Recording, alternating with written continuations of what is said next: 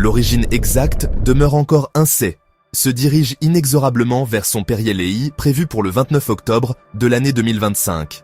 Cette date déjà inscrite dans les agendas des observatoires terrestres spatiaux s'impose comme l'un des instants astronomiques les plus attendus de la décennie. Contrairement aux comètes ordinaires familières dans leur comportement, 3 Atlas s'affirme dès le départ comme une énigme vivante. Sa trajectoire, sa luminosité et les phénomènes qui l'entourent échappent au schéma connu et jour après jour accentuent le sentiment d'assister à un spectacle dont les règles ne nous appartiennent plus. Les premières analyses ont montré un coma en expansion rapide, cette enveloppe de gaz et de poussière qui s'étend autour du noyau, se gonflant de manière spectaculaire alors que l'objet se rapproche du Soleil. Mais à la différence des comètes traditionnelles, dominées par la vapeur d'eau et le monoxyde de carbone, 3 Atlas libèrent principalement du dioxyde de carbone. Cette singularité chimique frappe de stupeur les chercheurs du monde entier, et notamment ceux du Centre national de la recherche scientifique et de l'Observatoire de Paris, habitués à cartographier les signatures spectrales des comètes de la ceinture de Kuiper. À leurs yeux, TRISY, Atlas ne peut être assimilé sans réserve, ni à un astéroïde, ni à une comète, ni même à un objet transneptunien. Il se place dans une catégorie nouvelle, celle des visiteurs, qui redéfinissent les frontières de l'astronomie. La tension est montée d'un cran lorsque les premières images en provenance de Namibie, capturées lors de l'éclipse lunaire du 7 septembre, ont révélé une lumière verte inquiétante, irradiant depuis le cœur de 3 Atlas. Habituellement, cette teinte émeraude provient de la présence de molécules de carbone diatomique notées C2 qui s'illuminent sous l'action des rayons solaires. Pourtant, les spectres recueillis en juillet et août avaient montré un déficit manifeste de ce composé. Comment alors expliquer ce vert intense qui se superpose au rouge sombre déjà observé sur la surface? Rouge typique des corps glacés restés des millénaires dans l'espace interstellaire.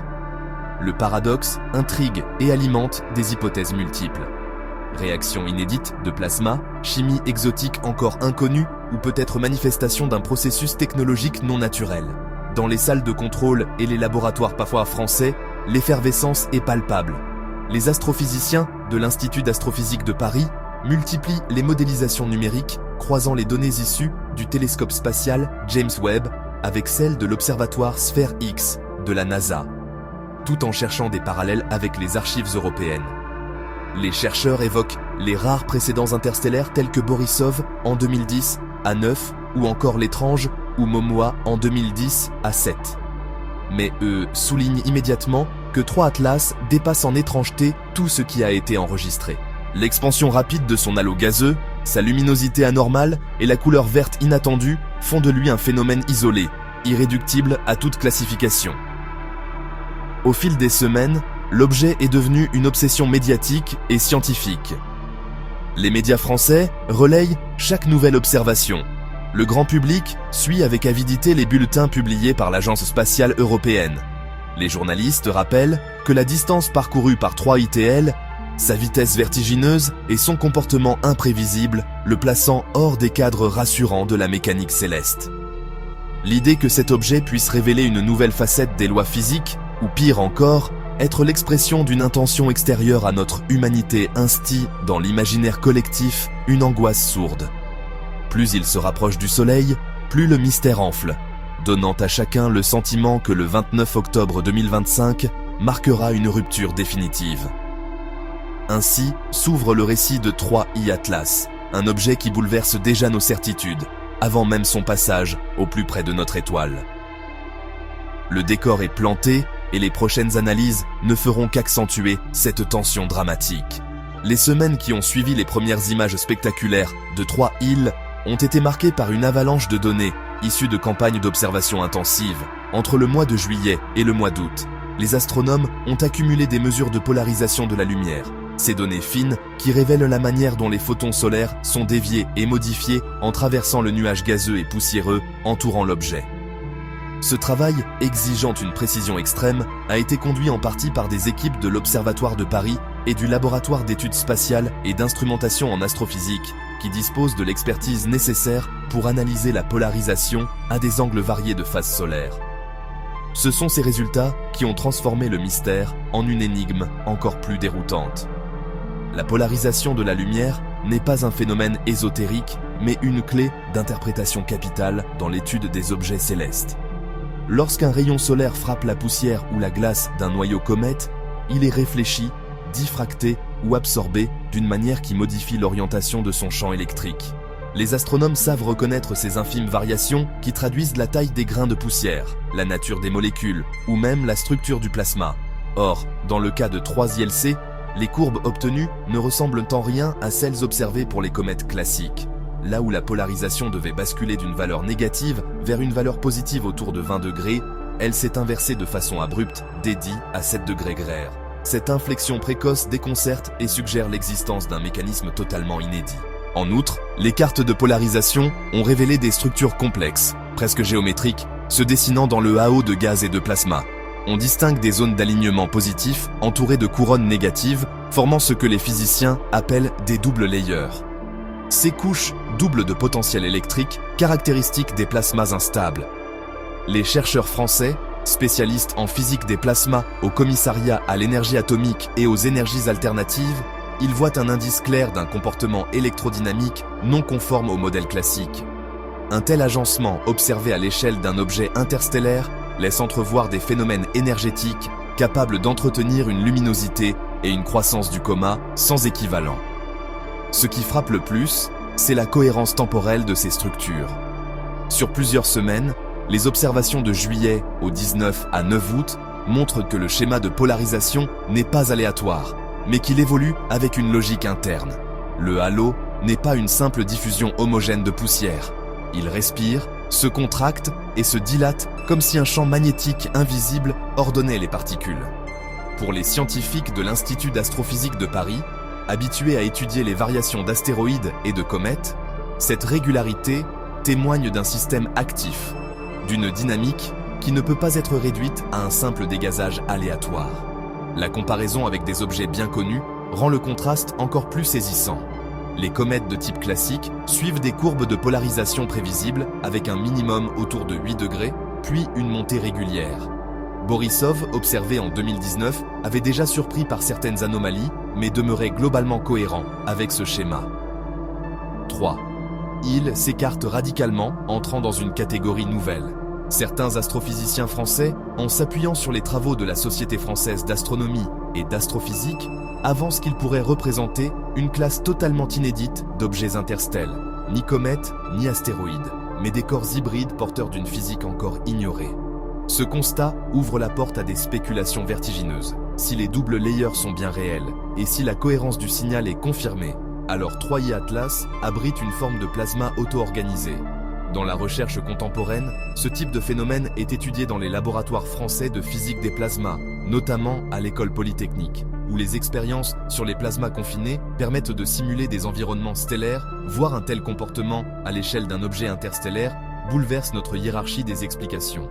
Certains chercheurs osent même suggérer que ces structures pourraient avoir été entretenues ou provoquées par un processus technologique, tant elles s'écartent de la spontanéité naturelle. Ainsi, la lumière réfléchie par 3I Atlas devient un message silencieux, un signal chiffré que les télescopes décodent peu à peu. Chaque degré de polarisation, chaque bascule de courbe apporte une pièce nouvelle au puzzle. Et dans cette symphonie de photons déviés, les scientifiques français entendent non pas une simple curiosité, mais l'annonce d'une réalité cosmique encore insoupçonnée. La tension monte, car plus l'analyse se précise, plus l'énigme s'épaissit. L'apparition soudaine d'une lueur verte autour de 3 atlas a constitué l'un des épisodes les plus troublants de son observation. Le 7 septembre, lors d'une éclipse lunaire totale observée depuis les plénarites de Namibie, des astronomes amateurs et professionnels ont pointé leurs instruments vers le visiteur interstellaire. Les clichés obtenus ce soir-là révèlent un halo verdoyant qui contraste avec la teinte rouge sombre déjà attribuée à l'objet. Cette double signature chromatique interroge les chercheurs car la couleur verte dans le cas des comètes classiques est associée à la fluorescence du carbone diatomique, le fameux C2 qui s'illumine sous les rayons du soleil à 510 à 8 nanomes. Or, toutes les analyses spectroscopiques menées en juillet et août avaient mis en évidence un déficit prononcé de ce composé. Dans un laboratoire parisien affilié au Centre national de la recherche scientifique, les spécialistes en chimie cosmique ont passé au crible ces données.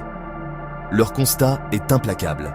Il est hautement improbable que la lumière verte de 3I Atlas soit due à un mécanisme classique de fluorescence moléculaire. Cette contradiction alimente des débats passionnés. Certains avancent l'hypothèse d'un mélange gazeux inédit produit par la désintégration d'éléments exotiques présents dans les glaces interstelles. D'autres, plus audacieux, imaginent un processus de plasma auto-excité capable de générer sa propre luminescence indépendamment de la composition chimique traditionnelle. Dans tous les cas, la conclusion demeure identique. Nous sommes face à une chimie extraterrestre que nos modèles ne savent pas reproduire. La coexistence d'une teinte rougeâtre et d'une lueur verte ajoute à la perplexité. Le rouge profond, observé depuis des mois, s'explique easily par l'altération des matériaux organiques exposés au rayonnement cosmique pendant des millions d'années, phénomène bien connu des objets transneptuniens. Mais l'éruption d'un vert brillant, absent jusque-là, suppose un changement dynamique, une transformation en cours sous l'effet de la proximité solaire. Le contraste saisissant rappelle aux chercheurs de l'Observatoire de la Côte d'Azur dans certaines nébuleuses planétaires où des gaz ionisés tracent des filaments lumineux de teintes différentes. Pourtant, dans le cas de 3IL, l'échelle et la rapidité du changement défient toute comparaison. Les instruments français comme le spectrographe installé au télescope Bernardio dans les Pyrénées ont tenté de confirmer la présence de signatures spectrales correspondant au carbone diatomique. Les résultats publiés à la fin du mois de septembre renforcent le mystère. Les pics caractéristiques du C sont faibles, presque inexistants. Cela signifie que la lumière verte provient probablement d'un autre processus. Les physico-chimistes évoquent alors des combinaisons inattendues, telles que des réactions de dioxyde de carbone ionisé avec des poussières métalliques ou des phénomènes de recombinaison moléculaire jamais observés à cette intensité. Pour les chercheurs français, cette observation constitue un tournant. Elle oblige à remettre en cause les bases même de la chimie cométaire, longtemps enseignée comme une discipline où les mêmes molécules réapparaissent inlassablement. Monoxyde de carbone, dioxyde de carbone, quelques hydrocarbures simples. Avec trop I Atlas, les règles changent. L'objet semble inventer un langage lumineux que nous ne savons pas déchiffrer. Les comparaisons avec Borisov, ou même Oumois, deviennent insuffisantes car jamais ces corps n'ont montré une telle palette de couleurs contradictoires. Cette énigme colorimétrique fascine le grand public. Dans les colonnes du journal Le Monde, certains journalistes scientifiques rappellent que les civilisations anciennes associent souvent la couleur verte à des présages surnaturels. Aujourd'hui, ce vert émeraude qui émane du vide interstellaire prend une résonance nouvelle, celle d'une anomalie scientifique irréductible. Entre superstition ancestrale et rigueur moderne, la lueur de 3I Atlas ranime une peur archaïque, celle de voir dans le ciel un signe venu d'ailleurs, porteur d'un message que nous ne savons pas encore interpréter.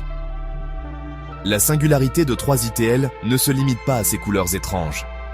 Les courbes de polarisation et les mesures photométriques recueillies entre juillet et août ont confirmé que son comportement diverge de manière radicale par rapport aux comètes et aux astéroïdes classiques. Les chercheurs de l'Observatoire de Paris et de l'Institut de mécanique céleste ont comparé ces données aux modèles établis sur des décennies d'observation. Là où la majorité des comètes présentent une inversion de polarisation autour de 20 degrés, 3I Atlas a révélé une bascule dédiée à 7 degrés R, marquant une rupture fondamentale. Cette différence peut sembler minime, mais dans le langage subtil de l'astronomie, elle équivaut à une révolution. Les graphiques publiés montrent que la trajectoire de la polarisation de 3I Atlas s'inscrit en dehors de toutes les catégories connues. Les comètes typiques suivent une courbe prédictive, atteignant un minimum, puis une remontée régulière, et même l'interstellaire Borisov observé en 2019 à 9 respectait globalement ce schéma, malgré quelques anomalies. Mais ici, l'écart est tel qu'il impose la reconnaissance d'un nouvel ordre de phénomènes. Certains astrophysiciens français, s'appuyant sur les travaux de l'Observatoire de la Côte d'Azur et du Laboratoire d'astrophysique de Marseille, avancent l'idée que 3I Atlas pourrait appartenir à une classe inédite d'objets interstelles. Ni simple comète, ni astéroïde, ni sort. Il représenterait un chaînon manquant entre les mondes glacés transneptuniens et des structures encore jamais répertoriées. Une telle hypothèse, si elle se confirmait, obligerait à réviser les classifications enseignées dans les universités et remettrait en question notre manière de décrire la formation des systèmes planétaires. Les comparaisons avec d'autres corps célestes renforcent l'étrangeté du cas.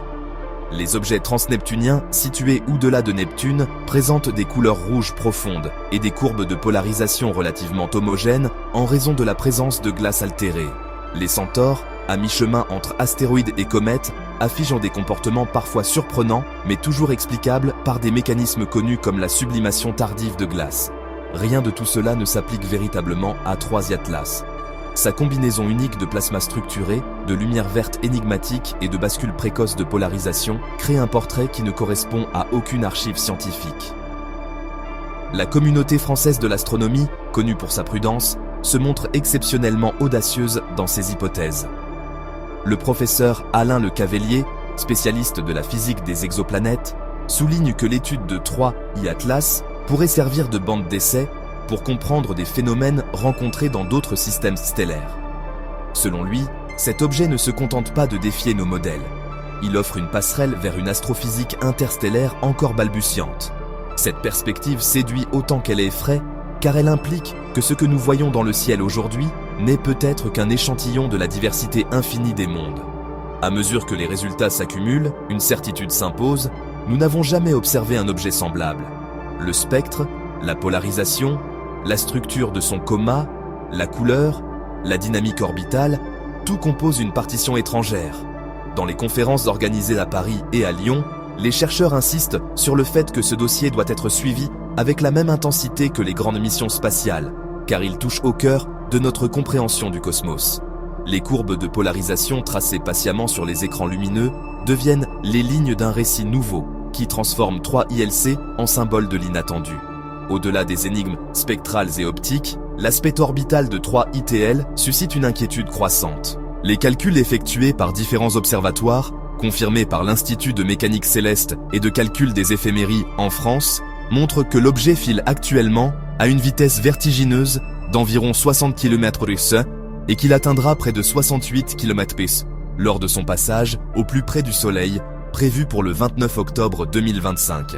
De telles vitesses dépassent de loin celles des comètes ordinaires et le placent dans une catégorie où les probabilités statistiques deviennent quasiment absurdes. Sa taille, encore incertaine, accentue le mystère. Les estimations varient de 0,2 km à près de 50 km de diamètre. Ce spectre gigantesque révèle à quel point il est difficile de déterminer la brillance réelle du noyau et son albédo. S'il s'avère que 3I Atlas se rapproche de la limite supérieure, il s'agirait d'un colosse interstellaire, un mastodonte plus massif que tout autre objet de ce type jamais observé. Pour les astronomes français, cela défie la logique. Il serait extrêmement improbable que le premier échantillon de cette taille croise notre système solaire par hasard. Comme si l'univers avait conspiré pour nous placer face à une anomalie statistique. Le calendrier céleste des prochains mois alimente encore davantage l'angoisse. Le 3 octobre, 3IL passera à proximité de la planète Mars à une distance qualifiée de frôlement à l'échelle astronomique. 26 jours plus tard, le 29 octobre, il atteindra son périhélie, se rapprochant dangereusement du Soleil et révélant à ce moment-là la pleine puissance de son activité. Enfin, en mars, s'approchera de Jupiter. Ces alignements successifs, frappant par leur précision, et rappellent à certains astrophysiciens que la probabilité d'une telle trajectoire est extraordinairement faible.